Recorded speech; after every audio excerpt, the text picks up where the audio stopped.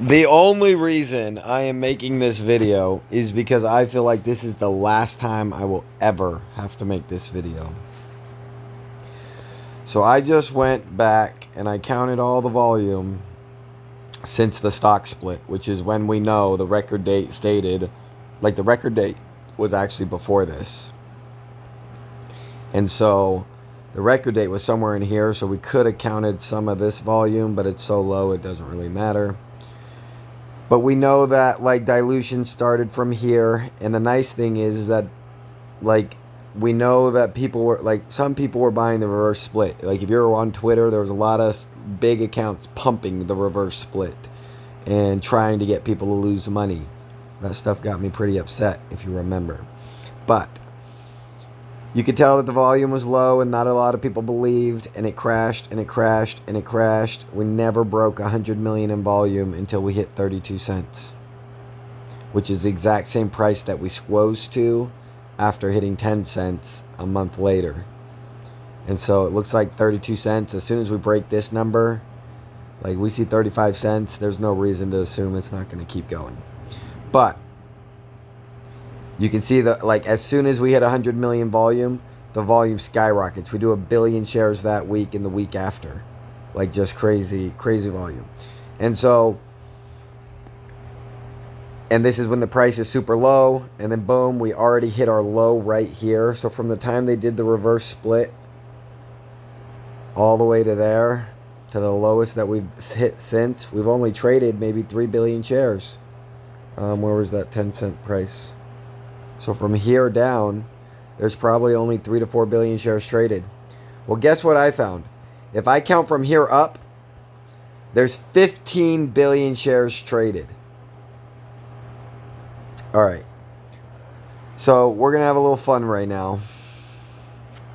And let's double check something and make sure that the volume isn't adjusted with something weird with the reverse split.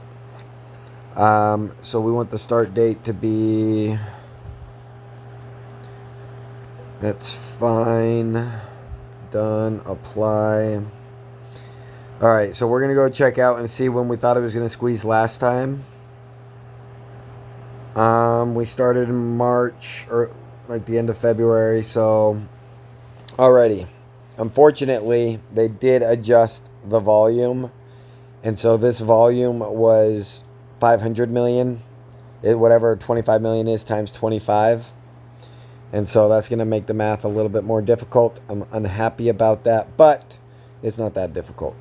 But what we're going to do is we're going to realize that there was literally zero volume for a long time in MULN. Okay, so anyone trying to pretend that MULN was being bought at these prices and retail was already loving MULN at these prices and losing a fortune as it drops from, like, because we're still in 2021 here, so it's already public. Like, they're already talking about themselves. And so $178, we're all the way down to $100 just hitting January 2022, all the way down to $70 just in January 28. And the volume's still crazy freaking low. Volume finally starts picking up after it's already dropped from $175 to $25 in 2 months. And that's when the volume starts picking up a little bit, but this is still weak volume compared to the real volume we start to see. And so we really don't start seeing the real volume, I guess, until, I guess we can start counting at the millions. And so we'll count the millions. And no, what we'll do is we'll count the 4 million, because that's 100 million in volume. And no, we'll do 2 million. That way we'll cut it in half. So that'll be the 50 million in volume, and that will keep it simple. So anything above 2 million will count as real volume that retail's actually buying. And we're saying from February 22nd, retail's like, this stock has dropped over 90% at $15. They look like a really good electrical vehicle company, and let's see what they got. And people start buying the dip. Well, what happens when people start buying the dip? Boom, we accelerate to $42, $15 to $42, up over 200% from literally 2 trading days. Okay? If you take the 25 times 25, I think it's 1 billion shares traded. 25 million times 25, maybe it's probably 600 million shares traded. and it hit as high as $50 almost. And so $15 to $50, $48 in 2 trading days. Now, what's important right here, and what I'm about to show you that no one else will ever show you because they're not real financial gurus. Every person you are watching on YouTube is an entertaining bitch. Like, they are scared. They are either scared to have a real opinion or they are paid to deceive you. One or the other. And I guarantee they are not being paid who you think they're being paid by, unless you're just saying like the Federal Reserve or the market makers or Ken Griffin. Like, sure, those people are all probably guilty of doing this, but I think most people think that it's insiders of actual MULN founders like hurting the stock, and that is absolute garbage. It's never been true. It's not true today, and I was wrong when I said it a year ago, and I'm willing to admit I was wrong. Now, again, what am I about to show you guys that I have, I've only shown, I've definitely shown it many a times, but this is the math that I feel like it's going to be a wow factor, and I'm excited for it. So, we are going to go to MULN SEC filings. Damn, I haven't done this in a long ass time. This is going to hurt my brain a little bit. We're going to go to this guy. Alrighty. Nothing, like, if there's a new update that comes, I want to read it, but none of these matter. And what we're going to do is, okay, we got last 6 months right now. We need 2022. Alrighty. So what we're going to do is, okay, we got quarterly reports. We do want quarterly reports, but we also want 8Ks because we're going to need both. So the first thing I'm going to show you is the quarterly report. And this is what we're looking for right now. We definitely want a quarterly report today. Okay, get out of here. Okay. So we're going to take this 10Q, 10 quarterly. I never knew the Q stood for quarterly till just now. And you go down just a couple pages, and this is what you're looking for in a 10Q. This is the only thing I've ever found valuable in a 10Q, because everything else you need usually comes out beforehand in an 8K. Or, yeah, I think that's what it's called. Anyways, and it tells you right here, it says preferred stock. So basically, it costs them 1/10 of a penny to issue their share. 58 million shares authorized. 11 million and 5 million shares issued and outstanding at March 31st, 2022, September 30th, 2021, respectively. Common stock. Again, they can issue these at 1/10 of a penny per share they sell. And so that means they just got to pay the market maker that much money for every share. So every 100 shares they sell, they owe the market maker a dime. And they sell it at the price that you buy it.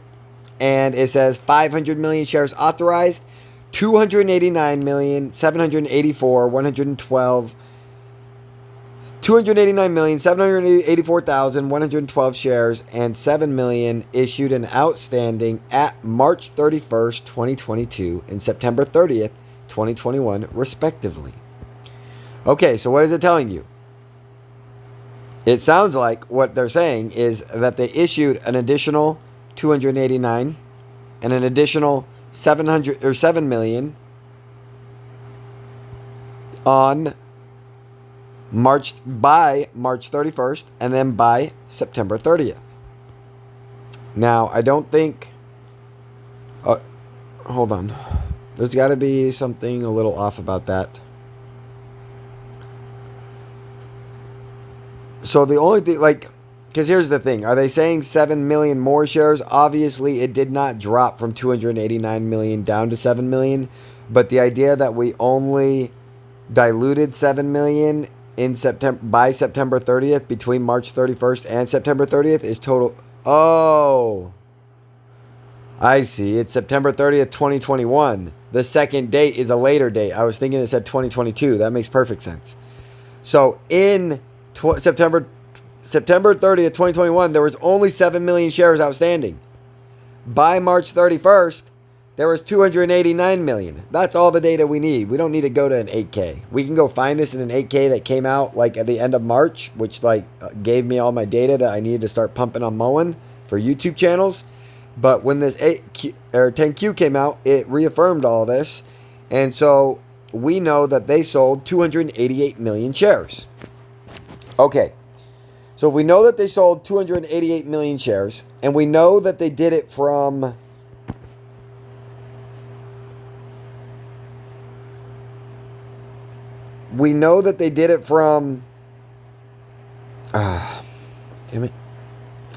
damn it, Bobby.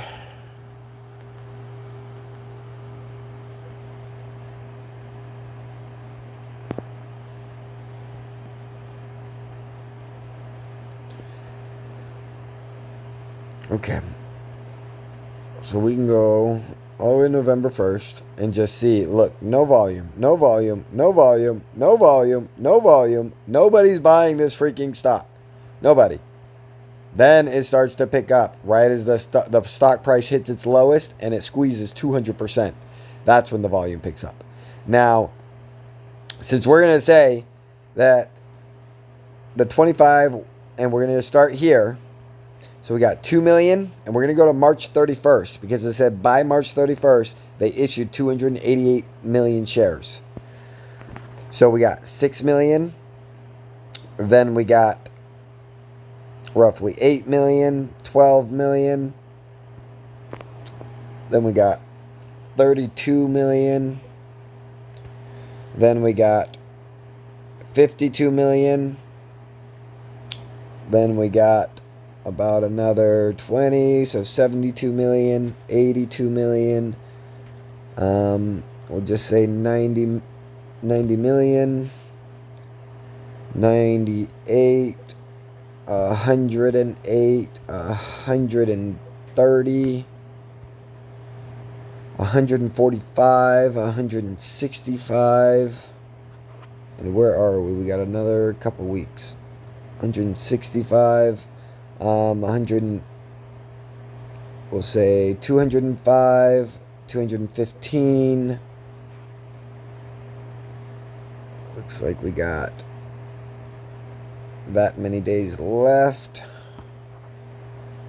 So we got 215, then we got 225, 240, 245, 245 plus 25, we'll call it, is 270 million shares. Now, we got obviously they said they diluted 288 million, so 270 million shares traded makes no sense, but I told you it's accounting for the reverse split. So if you take the 270 million shares and you times that by 25, it was actually 6.75 billion shares traded. Something like that. Like I was obviously estimating. But if we take 6.75 billion shares traded and then we do, what was it? 288 million divided by 6,750. We get 4.2% dilution. So in the span that we know the volume started and to the point that they announced how many shares they diluted, and we count all the volume in between, we know that we were 4.2% of the buying power. But if you look at the stock price action that happened with MULN in that time frame, it wasn't the most exciting action. If you look at the action that we've had for the last 30 days, it's a different type of exciting action. And I think it's a type of exciting action where they held down the upside more, so less people sold and more people held, but also more people are buying the dip. And ultimately, I believe that we're higher than the 4.2%. But why do I bring up this 4.2%? Because we did 15 billion shares. Let's just do 15 billion shares traded. Whew. So if we were only at the 4.2%, that would mean From the record date, we own 500 million shares. We've bought another 640 million. So now we own 1.4 billion shares. And they currently have roughly 600 million shares to dilute. And at 10 cents a share, that is $60 million worth of dilution power. All of those numbers, including a reverse split that goes 9-1 and makes MULN a $1 stock and gives their 600 million shares a $600 million dilution power. Well, guess what? When AMC was at $12 and squoze from $12 to $72, it had a market cap of $5 billion. MULN's market cap is currently $200 million. Well, I guess if we assume this is true, then it'd currently be 130 million market cap.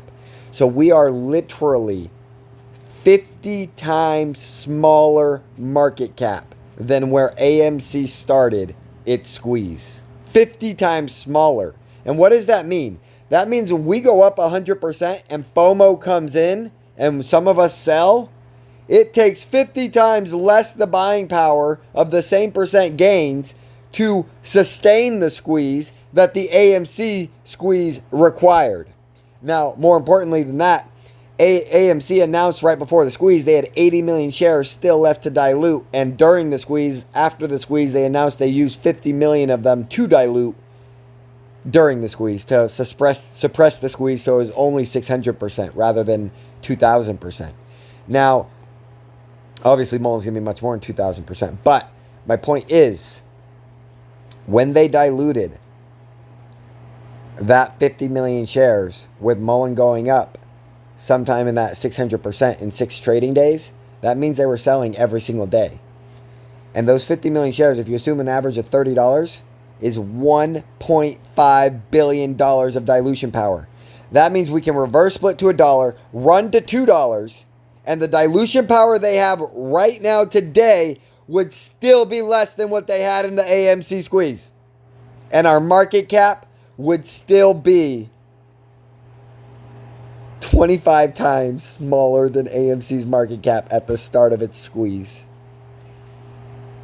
And if we think about that 1.5 billion that came in to AMC to prolong the squeeze and make it less powerful, if MULN reverses splits to $1, shoots to $2, and that same 1.5 FOMO comes in, 1.5 billion FOMO comes in on MULN, guess what? Every single person could sell their share that is invested today. And in that one day, that FOMO could buy every single share, and it would still run to $100 if those people believed it would run to $100. It's all about how much FOMO supports the belief in a squeeze, and how much the current holders believe in a squeeze, and how much the current holders need to make the FU money that they never got to go back to work again, and they got their retirement in the bag, and whatever. Like, some people only want a house, some people only want a car, some people only want $1,000 fucking dollars. Everyone's different. It's fine. I don't care no more. But the point is, if you ain't holding for massive gains, you a bitch.